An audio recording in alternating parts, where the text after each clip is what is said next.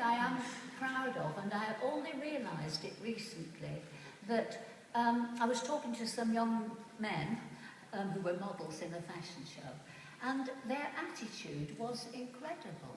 And they didn't look particularly punk, but they really, really cared about their clothes. They thought they looked better than somebody over there who didn't look terribly different to me. But one thing they were really sure about was, do not believe anything that the government tells you. And that it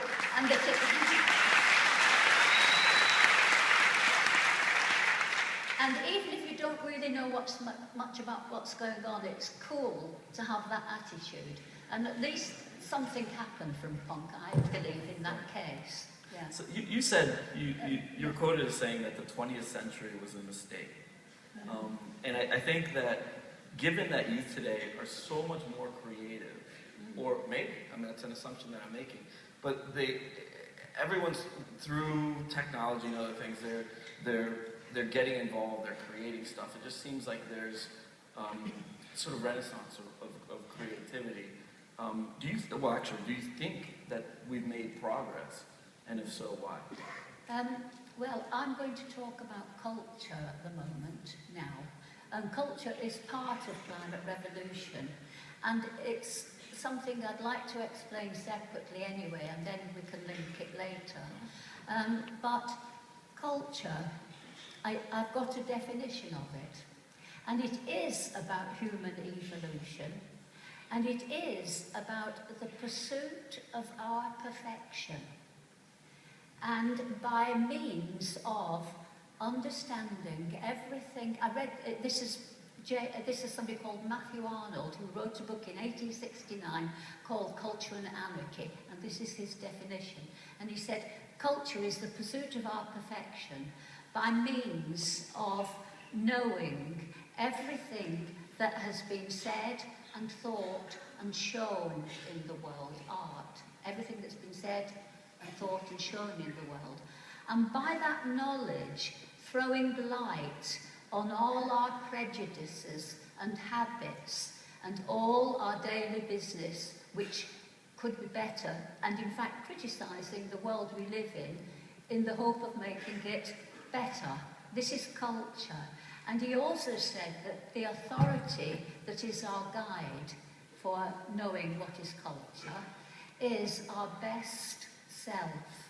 And I'm very aware of my best self. As a child, I was aware of it. I hadn't named it, but you all know what is your best self. And in contrast to that, you have your ordinary self. Now, the ordinary self is the consumer, the one that sucks things up, that wants immediate gratification, that just throws out an opinion. And yes, it's as good as your opinion. Why not? It comes from me. An opinion is formed. It's not something you just arbitrarily decide upon. It's all this gratification and, in fact, nothing to do with human evolution. It's the worst in us. And so our ordinary self is the self that politicians pander to.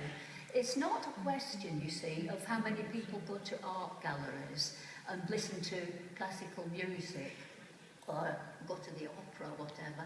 People do that, but the global ethos does not respect that. The global ethos is about the cultivation and the pandering to the ordinary self. And this is why politics can never progress, because politicians are always saying the same thing, because it's their instant gratification to say what they think, their prejudices, not their true examination of what they really think or their experience of the world. And they also try to flatter people, and of course we've got the consumer society, so it's all very easy for them to influence everybody. And this is the world we live in. It's a stagnant world, and certainly the world has forgotten more than it knows, no matter what is happening. And so it's very, very important to understand the past. So if you want to do something about changing your life, you have to start going to art galleries, reading things that are worth reading, not the latest novel that's all starting from here, that's got no history whatsoever and got no culture. You want universal ideas, the universal ideas of the human genius, which we can develop and grow from. So if you want to do anything good in this world, listen to your best self. And culture is formed on that. And we're dangerously short of culture. And if we did have culture, we wouldn't have climate change. We would have totally different values. And it's worth realizing that 300 or 400 years ago, the world ethic was completely the opposite of the one we have. I don't believe in progress being automatic, that things get better and better.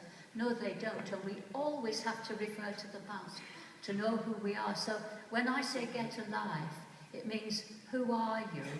What is your place in this world? What is your place in the whole story of the human race? That's Vivian, what I say. Vivian, I think that this is...